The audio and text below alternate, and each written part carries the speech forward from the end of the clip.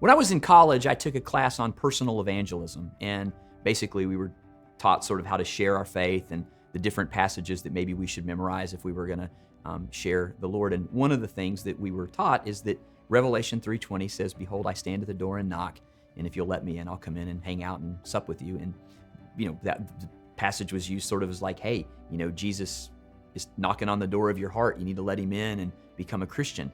I remember when I was reading that passage at some point back when I was in school, and I was realizing, hey, this is written to a church. This wasn't written to non-believers. This is written to a church. And it was written to a church that thought they had it all together, like they didn't need Jesus. And as I got to verse 20 in Revelation 3, and Jesus says, "Behold, I stand at the door and knock," I went, oh, you know what?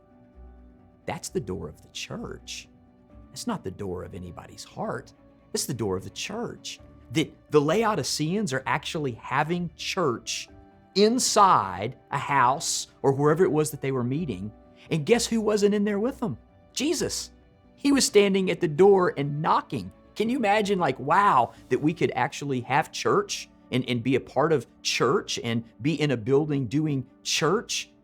And Jesus is actually not in there with us. He's standing at the door and knocking. I remember when I finally came to that conclusion, I was like, wow, that is an important thing to know, isn't it? Hey, Chip here. I just want to take a moment and say thanks so much for watching Reaching the Next Generation.